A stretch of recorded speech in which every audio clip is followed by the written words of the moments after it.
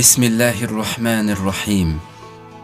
Aldı bilan insonni yo'qdan bor qilib, uningga tabiiy va hissiy hidoyatlarni ato qilgan, uni aqliy hidoyat bilan kuchlantirib, diniy hidoyat bilan barliq mahluqotlardan ustun qilgan Alloh haq subhanahu va taologa cheksiz hamd va sanolar aytamiz.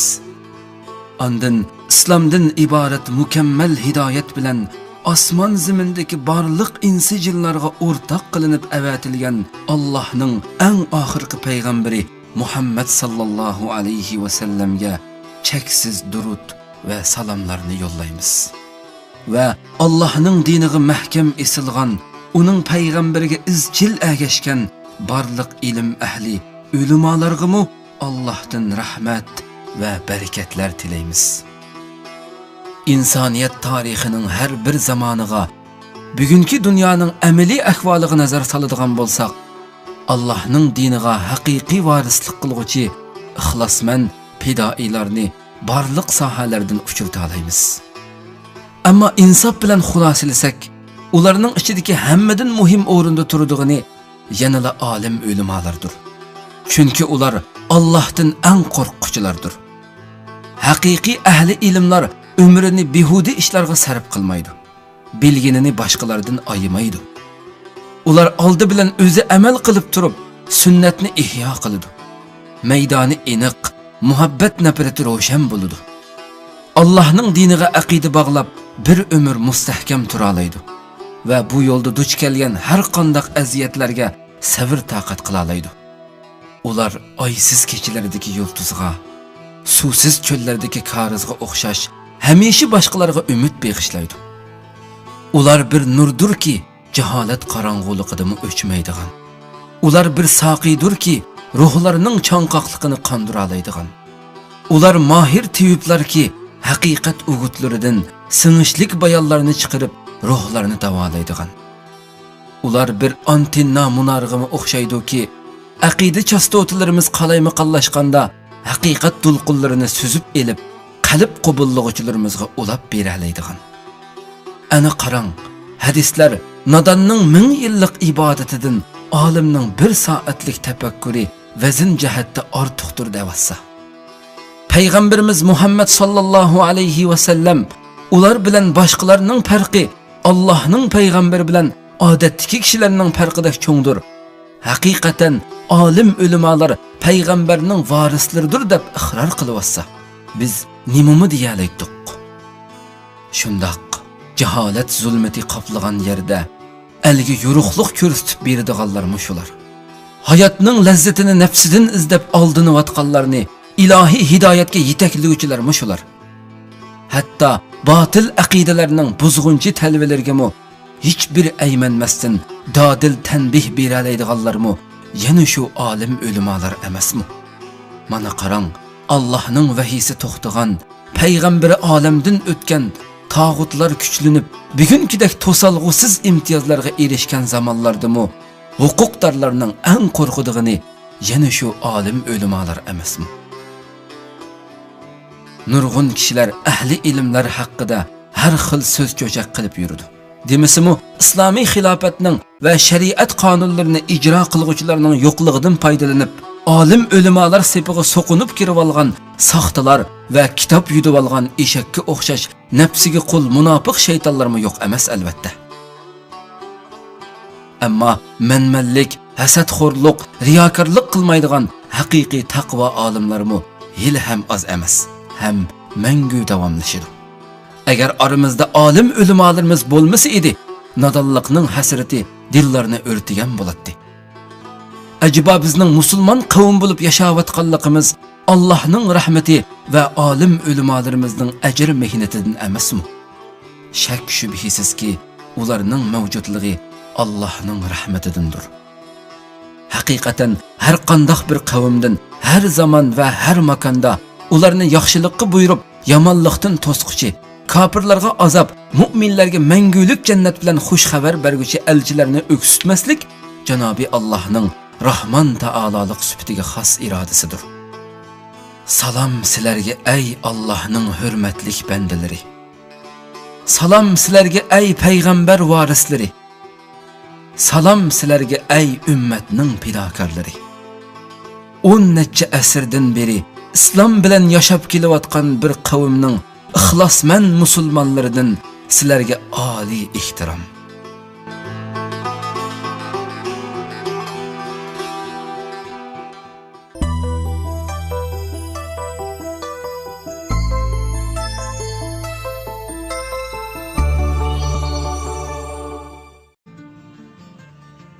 Bir 1993 yili 6 ayning 19 kuni kecha tarixning alohida ishlar yilnomasiga yangi qurlar xotirlandi.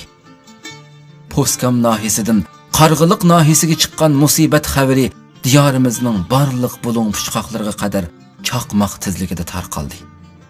Kishilar ixtiyorsiz ko'zlariga yosh oldi.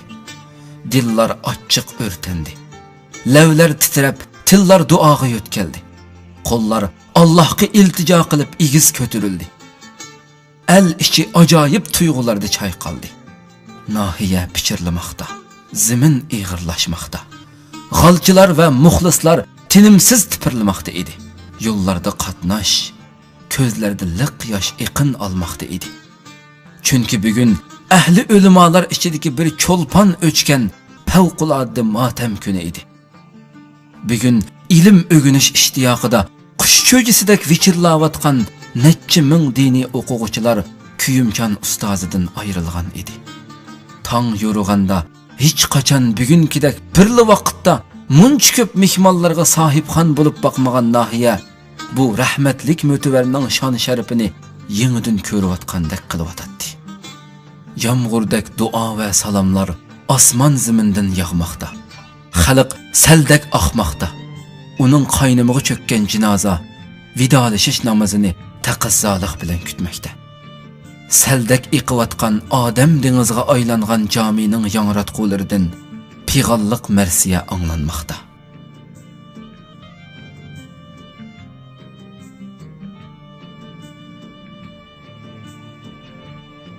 Hürmetki sazavar ustozimiz Abdulhakim Mahsum Hacim miladi 1925 yili diyorimizning Xotan viloyatiga qarashliq Gumi nahiyasida dunyoga kelgan. 1940 yili Qashqar xonliq madrasasida shu davrning dongliq ustozlaridan Shamsiddin Damullam, Hashimoxun Damullam, Imin Axunum Mavlavi Damullam qatorliq katta olimlardan ta'lim olgan. Uzluksiz tirishib, qisqagina vaqt ichida Türkiy, Farisi va arab tillarida o'tiladigan hadis ilmi, qonun, siyosat, tarix, coğrafiya, geometriya va astronomiya qatorliq diniy va ilmiy fanlarda muntazam tarbiyalangan. Bo'libmi islomning murakkab fanlaridan fiqh va tafsirshunoslik, klassik adabiyot va jamiyatshunoslik sohalarida ko'p taraflama bilim egallab, milodiy 1946 yili a'lo natija bilan o'qishni tamomlagan. Ustozimiz Abdulhakim Mahsum Hacim zihnining o'tkirligi, asti tutish iqtidorining favqulodda yuqoriligi va yuksak mas'uliyat tuyg'usi bilan tirishishi natijasida diniy ilmlarda voyaga yetib qolmasdan vatan xalqining taqdiriga zich munosabatlik bo'lgan tarix bilimlaridami atrofliq izlangan edi.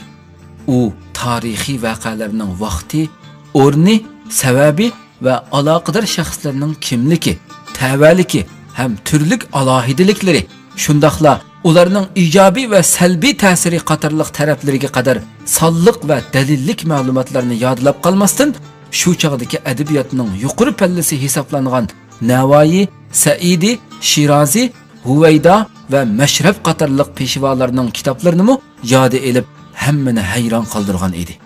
Pidakar ustoz Abdulhakim Mahsum Hacim ilm bilan amalni tang tutib, bir ömür o'qitish bilan shug'ullangan 68 yillik hayot musofasida son sanoqsiz iz bosarlarni yetishtirish orqali vatan xalqimizning islomiy gullanishiga alohida kuch qo'shgan va xalqimizning 1000 yildan beri davom qilib kelayotgan diniy an'anasiga haqiqiy varislik qilgan vafodor sarkarda edi.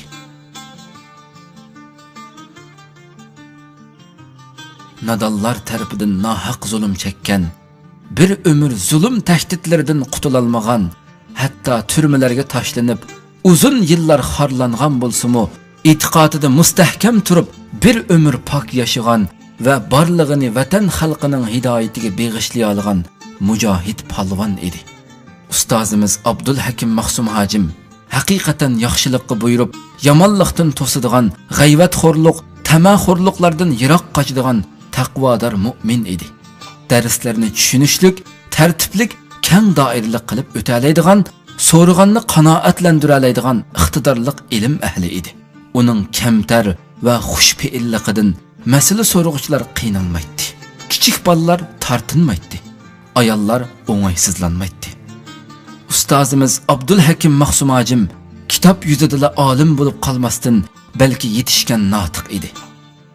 Uning juma xutbalarida va butun yezi qishloqlarni aylanib yurib elib borgan sayyora da'vatlarida butun yurt ahli ba'ayni ansorilardek vatanning har qaysi joylaridan kelgan Uyg'ur, Qozoq, Tatar, Tojik taliblarni yotadigan uy, yeydigan osh nonning g'amidan xotirjam qilib, ilm talab qiluvchilarga islom muhojirlari erishgan ne'matlarning ta'mini his qildira olgan edi.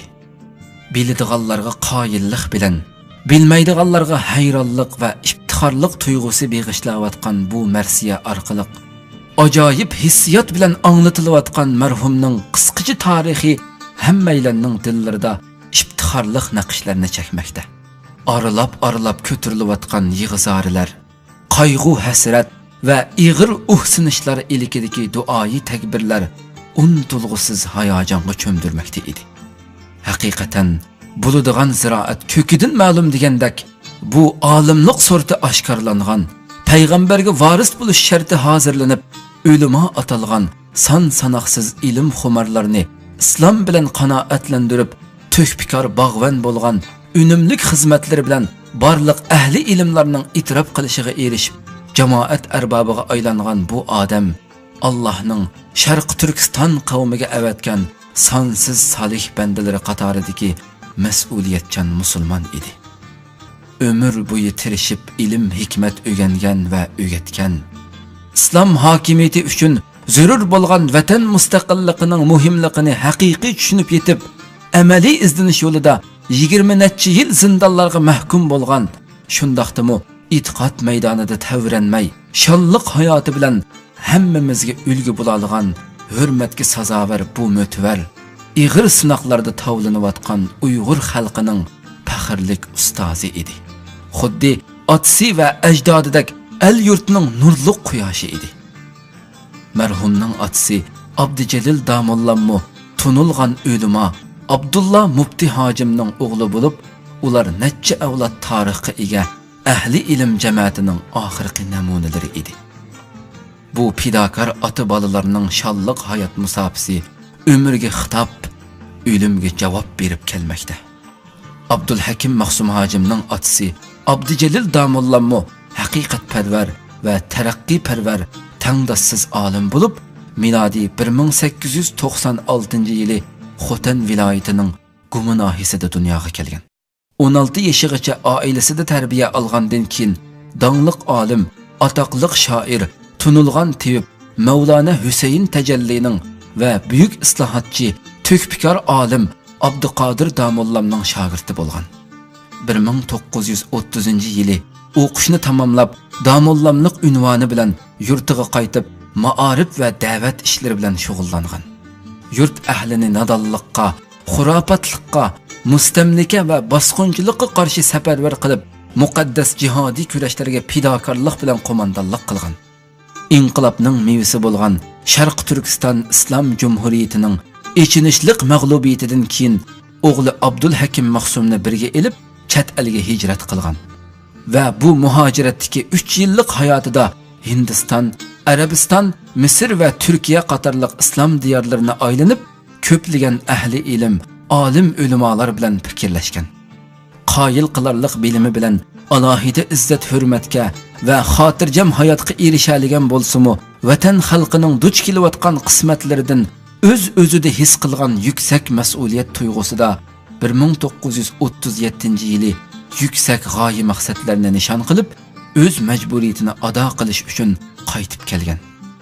Ammo Allohning irodasi shundoq bo'lsa kerak. Bu himmatlik ota bola Xitoy tajovuzchilari tomonidan tutqun qilinib, otasi Abdujalil Damollam vahshiylarcha shahid qilingan. Demak, biz xo'shlashmoqchi bo'lgan bu ustozimizning hayoti mohiyatda uning otasi Abdujalil Damollam jamoatining shonliq hayotining iftixorliq davomidir. Shundoq haqni tunigan va iymon islomning mohiyatini haqiqiy tushungan layoqatlik otalarla o'z pushtidan tomgan avlodini o'z hayotining davomi qila oladi.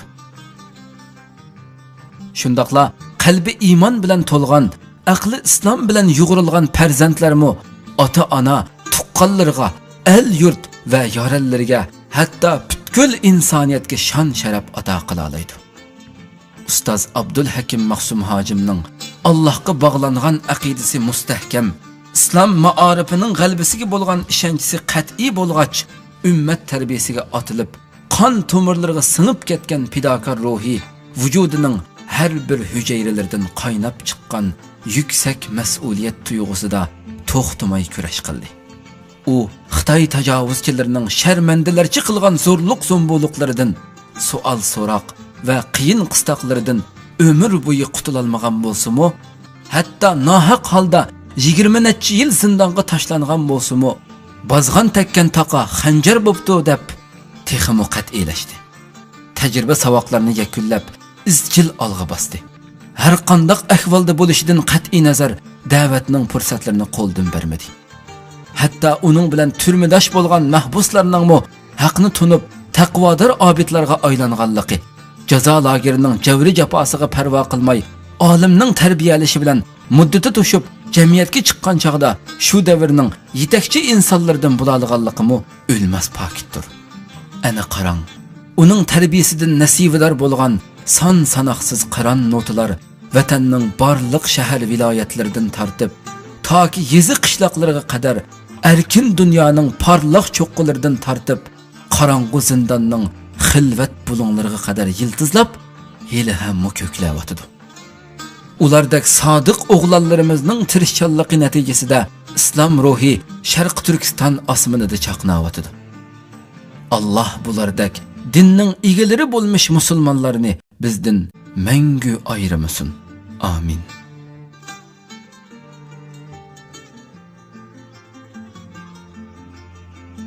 Ustoz Abdul Hakim Maqsum Hojim yiroqni ko'rar donoliqidan barliq ixtiloflashuvchilarni ogohlantirib, vatan xalqining ehtiyoji va iqtidoriy taraflariga alohida diqqat qilishni davomli ta'kidlaydi. 90-yillarda bosh ko'targan yangilik tarafdorlari bilan an'anaviy islom tarafdorlari orasida yuz bergan ixtilofda u nihoyat donolik bilan xizmat ishlab, butun Sharq Turkiston musulmonlarini bo'linib ketish tahditlaridan bir necha qitim saqlab qolgan edi. Ammo bu muborak ustozning vafotidan keyin bir qism nadollarga yuritib berilgan g'arazlik siyosiy chiroqlarda xudini yo'qotgan har ikki taraf ziddiyatlashib, farz bo'lgan ittifoqlik amallarini tark etdi.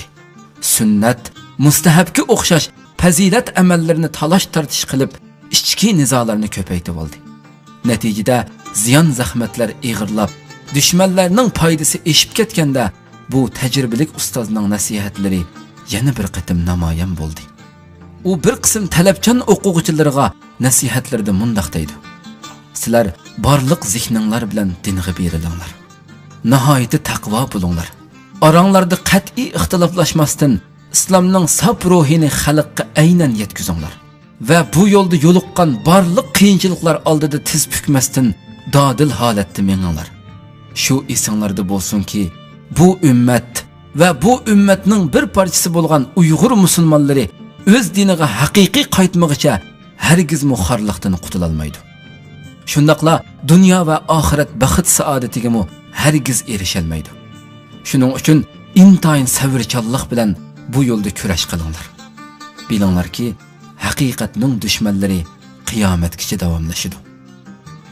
Qarang, bu naqadar to'g'ri, naqadar mukammal nasihatlar ha. Uning boshdan oxir ta'kidlayotgani diniy ma'orifni maqsad qilmoqda.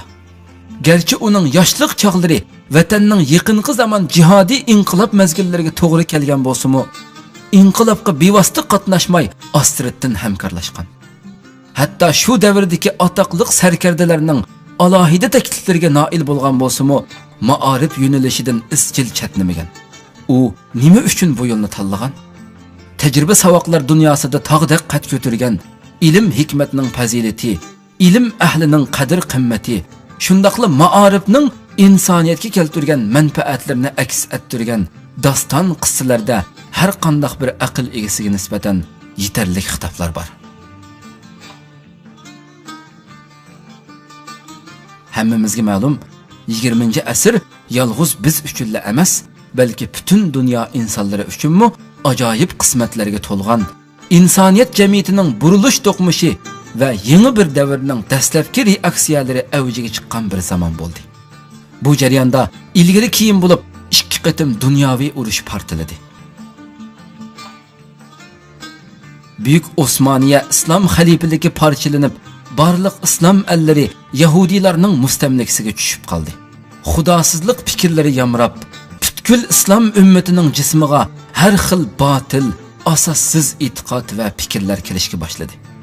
Biz ham buyuk islom ummatining bir parchasi bo'lish sifatimiz bilan u qo'rqinchli vabodan saq qolmadik.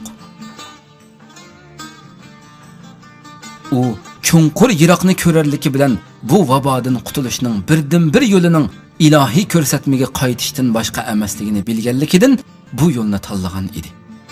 U ana shu yo'l ustida butun qiyinchiliklarga bardoshlik berib, tinimsiz minib, oxiri 1993-yili 6-oyning 19-kuni namoz shamga tahorat elib, namozga turadigan chaqda Allohning dargohiga safar qildi.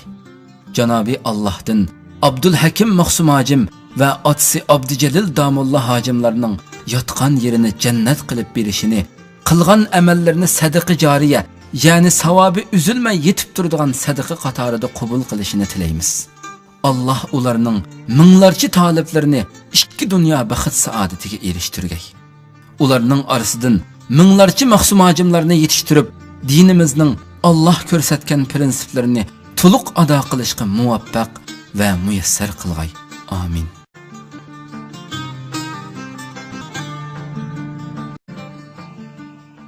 Ki jaholat qorong'uligidami o'chmaydigan. Ular bir soqiydirki, ruhlarining chanqoqligini qondira oladigan. Ular mohir tiyublarki, haqiqat o'gutlaridan singishlik bayonlarini chiqarib, ruhlarini davolaydigan. Ular bir antenna munarg'imi o'xshaydi-ki, aqida chastotlarimiz qalaymaqallashganda haqiqat to'lqinlarini suzib elib, qalb qobullovchilarimizga ulab bera oladigan. Ana qarang, hadislar nadonning 1000 yillik ibodatidan olimning 1 soatlik tafakkuri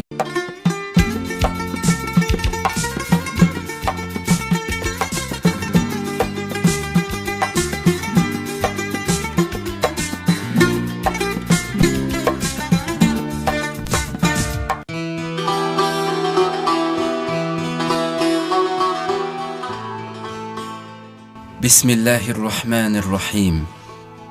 Aldı bilan insonni yo'qdan bor qilib, uningga tabiiy va hissiy hidoyatlarni ato qilgan, uni aqliy hidoyat bilan kuchlantirib, diniy hidoyat ulamolarga Allohdan rahmat va barakatlar tilaymiz.